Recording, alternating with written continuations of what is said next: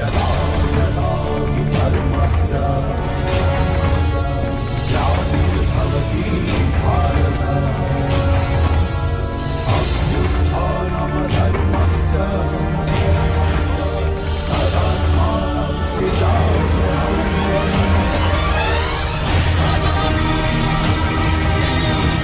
शस्त्र उठाने से पूर्व मेरे एक प्रश्न पर चिंतन अवश्य कीजिए। यदि मैं आपसे कहूं जो अश्वत्थामा मरा है वो वास्तव में आपका पुत्र नहीं, एक हाथी है, तो क्या आपका जीवन आपको पुनः मधुर प्रतीत होने लगेगा? क्या आपका हृदय फिर से करुणा से भर जाएगा? यथार्थ कह रहे वासुदेव, वास्तव में मेरे पुत्र की मृत्यु नहीं हुई।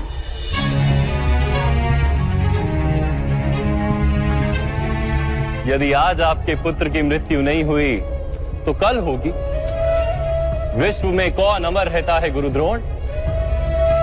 किंतु वास्तविक प्रश्न तो ये है कि आपके जीवन के सुख दुख, आशा निराशा, ज्ञान अज्ञान, क्या सब कुछ केवल आपके पुत्र से बंधे?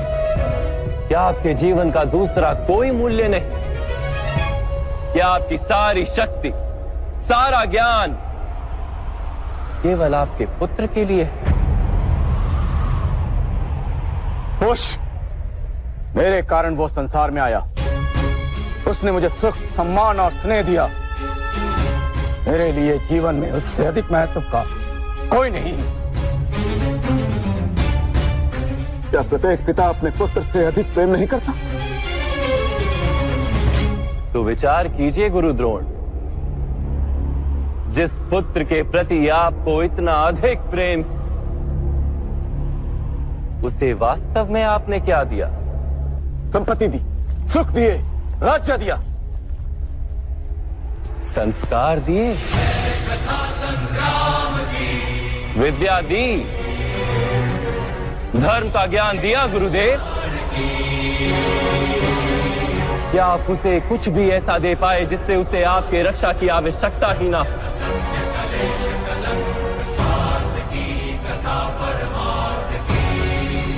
मैं मानता हूं सब अर्जुन तथा अंगराज कर्ण की भांति महान योद्धा नहीं बन पाते, किंतु आप अपने पुत्र को उचित निर्णय लेने का शिक्षण तो दे ही सकते थे। यदि आपने ऐसा किया होता तो आज आपका पुत्र धर्म का शत्रु नहीं होता और आपको भी अधर्म के पक्ष में रहकर युद्ध नहीं करना पड़ता।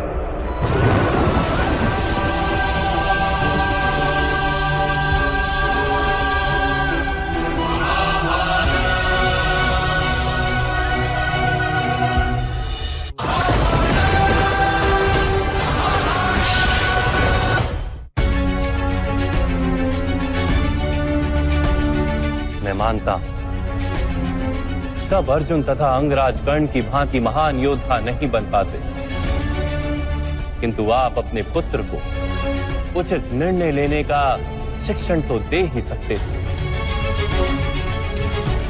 यदि आपने ऐसा किया होता तो आज आपका पुत्र धर्म का शत्रु नहीं होता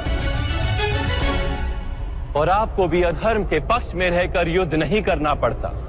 मैं अपने पुत्र अश्वत्थामा को सारे सुख देने की इच्छा रखता था वासुदेव। मेरे पुत्र अश्वत्थामा के प्रति मेरे मन में प्रेम के कारण। प्रेम तो उन्नति देता है, उचित अनुचित का ज्ञान देता है गुरुदेव। प्रेम होता तो आप भी अधर्म से नहीं बंधते और आपका पुत्र भी अधर्म से छूट जाता।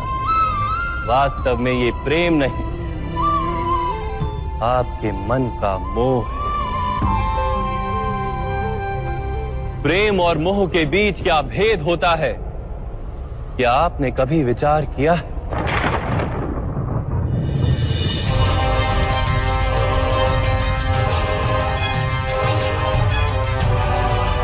प्रेम से ही तो मोह का जन्म होता है वासुदेव।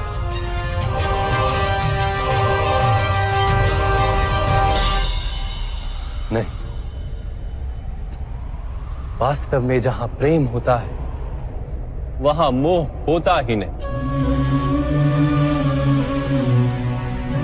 प्रेम का जन्म करुणा से होता है और मोह का जन्म अहंकार से। प्रेम कहता है कि मेरे पुत्र को ईश्वर संसार के सभी सुख देंगे और मोह कहता है कि मैं अपने पुत्र को संसार के सारे सुख दूंगा।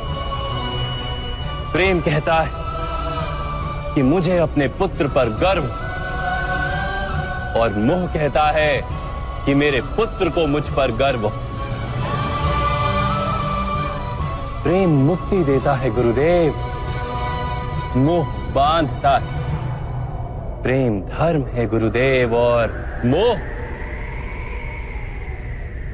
अधर्म।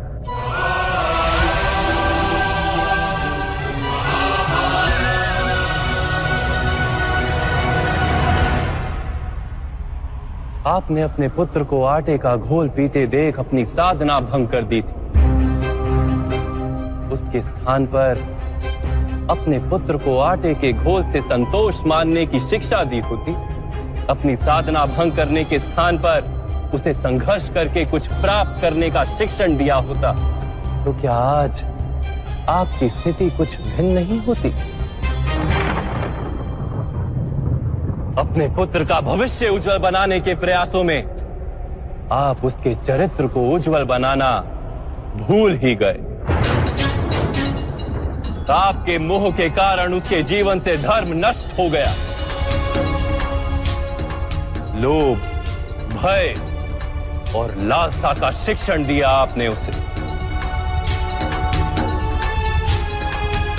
और स्वयं भी उसी मोह के कारण वास्तव में आप गुरु तो कभी बन ही नहीं पाए,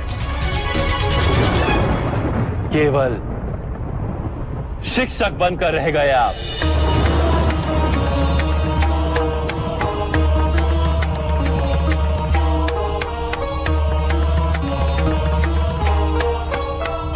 ऐसा क्यों कह रहे हैं वासुदेव? मैंने तो अपने संपूर्ण जीवन में अपने सारे शिष्यों को संपूर्ण निष्ठा से उत्तम बनाने का प्रयास किया है। गुरु वो होता है जो विद्या का दान देता है, विद्या का व्यापार नहीं करता।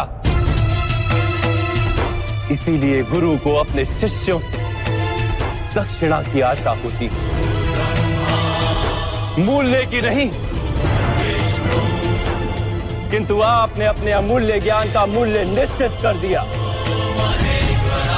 अपने ज्ञान के बदले में अपने शिष्यों से प्रतिशोध मांगकर आपने न केवल अपने जीवन में विष घोल दिया अपितु अपने शिष्यों के जीवन में भी विष घोल दिया।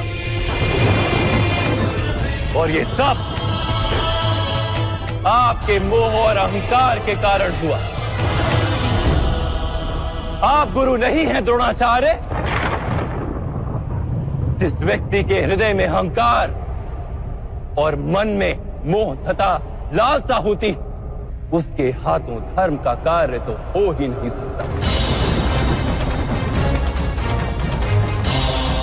इसलिए महर्षि भरद्वाज के पुत्र जैसे बाढ़ में डूबता हुआ व्यक्ति किसी वृक्ष को पकड़कर स्वयं की रक्षा करता है, वैसे ही इस अंत समय में धर्म को पकड़ लीजिए। आज समय है उचित निर्णय लेने का। मोह का त्याग कीजिए। मैं इसी क्षण आपके प्राण ले सकता हूं,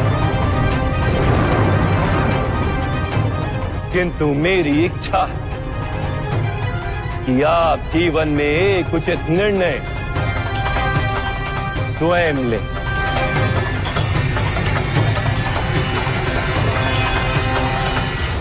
क्या कह रहे हैं आप? मेरा ही दोष था कि मेरे पुत्र अश्वत्थामा को दंड प्राप्त हुआ।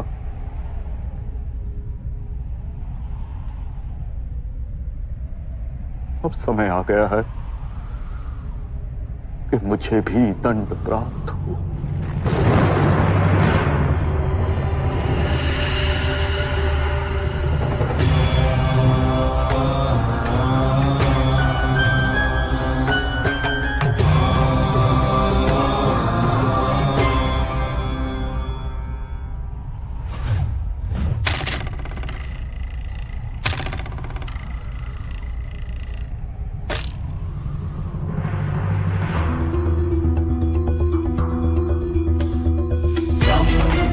रक्षस्व पितृभिः संयमनिष्ठपूर्तेन